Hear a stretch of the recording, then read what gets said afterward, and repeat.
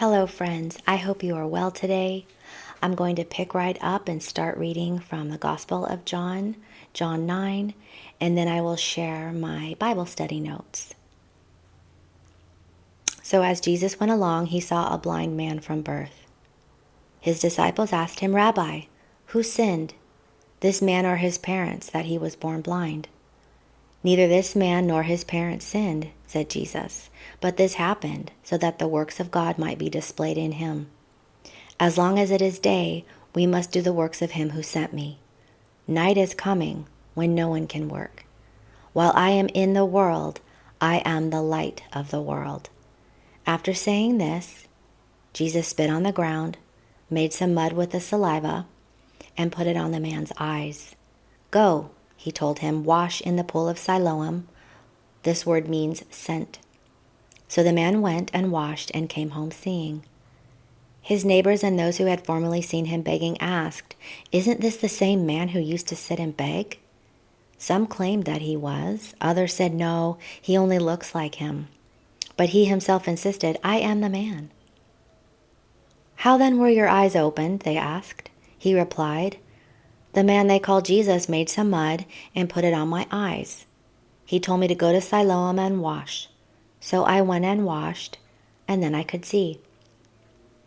"Where is this man?" they asked him. "I don't know," he said. They brought to the Pharisees the man who had been blind.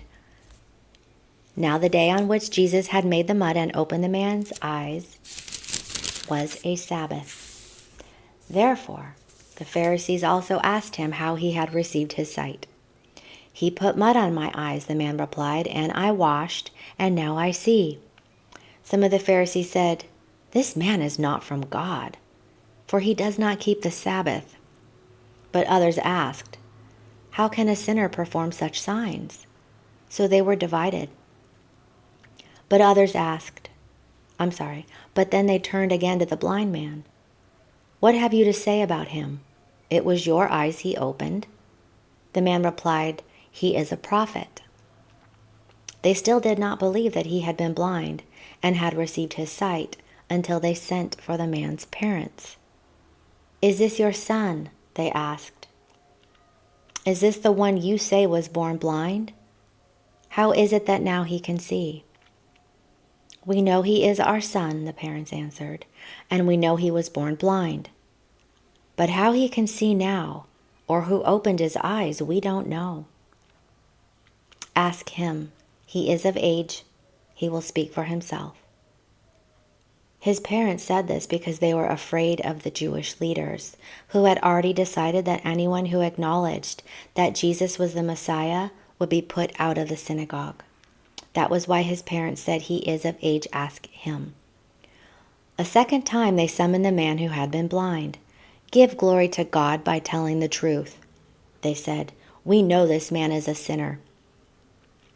He replied, "Whether he is a sinner or not, I don't know. One thing I do know. I was blind, but now I see." Then they asked him, "What did he do to you? How did he open your eyes?" He answered, "I have told you already, and you do not listen. Why do you want to hear it again? Do you want to become his disciples too?" Then they hurled insults at him and said, "You are this fellow's disciple. We are disciples of Moses. We know that God spoke to Moses, but as for this fellow, we don't even know where he comes from." The man answered, "Now that is remarkable. You don't know where he comes from, yet he opened my eyes. We know that God does not listen to sinners. He listens to the godly person who does his will. Nobody has ever heard of opening the eyes of a man born blind. If this man were not from God, he could do nothing." To this they replied, "You were steeped in sin at birth. How dare you lecture us?" And they threw him out. Jesus heard that they had thrown him out, and when he found him, he said, "Do you believe in the Son of Man?" "Who is he, sir?" the man asked. "Tell me, so that I may believe in him." Jesus said, You have now seen him. In fact, he is the one speaking with you." Then the man said, "Lord, I believe." And he worshipped him. Jesus said, "For judgment I have come into this world, so that the blind will see, and those who see will become blind." Some Pharisees who were with him heard him say this and asked, "What? Are we blind too?" And Jesus said, "If you were blind, you would not be guilty of sin. But now that you claim you can see, your guilt remains." And that is John 9. We see 4 different reactions to Jesus. The neighbors revealed surprise. They were skeptical when the man received his sight. The Pharisees showed disbelief, prejudice, hatred. The parents believed, but they kept quiet for fear of being excommunicated out of the synagogue.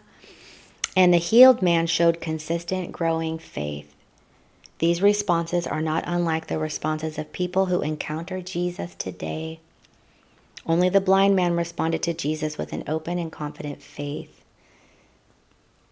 A common belief in Jewish culture was that calamity or suffering was the result of some great sin in one's life. But Jesus used this man's suffering to teach about faith and to glorify God. We live in a fallen world where good behavior is not always rewarded and bad behavior is not always punished. Therefore, innocent people sometimes suffer. If God took away all suffering whenever we asked, we would follow him for comfort and convenience, not out of love and devotion. But regardless of the reasons for our suffering, Jesus has the power to help us deal with it. We need to ask God to give us strength for every trial and a clear perspective on what is happening for faith that stands. An interesting note here, when Jesus spit on the ground and made mud in order to repair the man's eyes, he was working with original materials. Genesis 2:7 states that God formed Adam's body from the dust of the ground. Jesus was demonstrating a creator's awareness of the materials he had first used to shape the human body. So one passage that brought about a little portion of study for me was when Jesus answers the disciples, "Neither this man nor his parents sinned, but this happened so that the works of God might be displayed in him. As long as it is day, we must do the works of him who sent me. Night is coming when no one can work. While I am in the world, I am the light of the world." So that is going to be, I'm going to share what I studied about that this morning. That will be my focal point. And I'm going to go through my notes quickly. So what I did was I meditated on this for a bit. And I wrote what it meant to me. And I believe that Jesus was saying he is the light of the world. As long as it is day, which is when the day was when he was there on earth, here on earth for a period of time.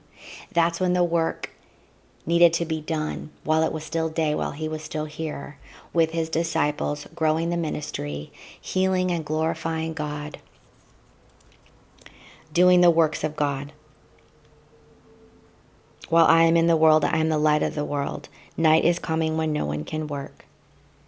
So Jesus healed this man who had been in darkness his whole life. So he healed him. He gave him his sight. He brought light and life to this blind man's life. And that's what he's showing the world. This is what I do for everyone who comes to me. I heal the blind. I give them light. I give them life. I give them sight. I bring them truth. And he even tells the Pharisees, you don't think you're blind. You think you can see. Therefore, you're not going to come to me for healing. You're going to stay sick and blind in your sin. I have a lot of scripture reference about this that I want to share at some point. But that was my take on that the man Jesus healed had lived in darkness his whole life. The time Jesus was here was the time of healing. He brought the light into the world while he was here physically on the earth. He was the light of the world. It was day.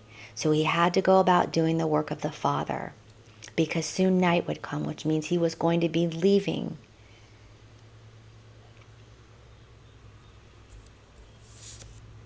Jesus brought sight and light to this man's life and to the world. Whoever would believe in him will never walk in darkness. We get the sight of Jesus. We get the life and the light of Jesus Christ. In him was life, and that life was the light of all men. John 1:4. So that's just a little bit of my notes, and I hope I'm not being too choppy. Jesus was the true light, which coming into the world enlightens every man. John 1:4. I have written here, blind man, blind world. The man was born blind as we are born blind, spiritually blind and in spiritual darkness. And Jesus gives us his light, the light of life, the light of the world. Jesus, in giving sight and light to this blind man, was showing how he provides light to all humanity. The world is in darkness, and Jesus brought forth light. And I'm going to expand on that a little bit. And I'm going to use some help here. John the Baptist had made the way in pronouncing Jesus, the light of the world, was to come. He was come. And by stating that Jesus is the true light coming into the world, John directly connects him to Israel's Messiah. As the prophets foretold, the people walking in darkness have seen a great light. On those living in the land of deep darkness, a light has dawned.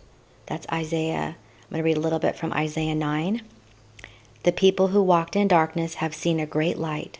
Those who dwelt in a land of deep darkness, on them a light has shone. Isaiah 49. It is too light a thing that you should be my servant, to raise up the tribes of Jacob, and to bring back the preserved of Israel. I will make you as a light for the nations, that my salvation may reach to the end of the earth. Isaiah 60. Arise, shine, for your light has come, and the glory of the Lord has risen upon you. For behold, darkness shall cover the earth, and thick darkness the peoples. But the Lord will rise upon you, and his glory will be seen upon you. And last, Malachi 4:2. But for you who fear my name, the Son of Righteousness shall rise with healing in its wings. You shall go out leaping like calves from the stall. The radiance. Jesus is the radiance of God's glory in the exact representation of his being. Hebrews 1:3. He is the radiance of the glory of God in the exact imprint of his nature, and he upholds the universe by the word of his power. After making purifications for sins, he sat down at the right hand of the Majesty on high. He beams forth the light, truth, and life of God to the world and into the hearts of all people. Jesus himself declared, I am the light of the world. Whoever follows me will never walk in darkness, but will have the light of life. And that's from Hebrews, from John 8, and from John 9:5, which I just read from. And so I just wanted to share a little bit about that. That the day means when Jesus is on the earth doing the works of God the Father, healing the blind man, so God's glory would be displayed. The night Jesus refers to is the time when Jesus would no longer be on the earth personally or physically. He wanted to make the most of his time on earth, the day, showing his power over nature and demonstrating that he is the light who enlightens every person. Jesus was then working while it was day to the glory of God. He wanted his disciples to learn this while he was still here physically on the earth. And so that is what I'm going to share today from my Bible study of John 9. I hope this encourages you to go back and study and read John 9. And I'll be back with more. And until next time, you are in my prayers. God bless you.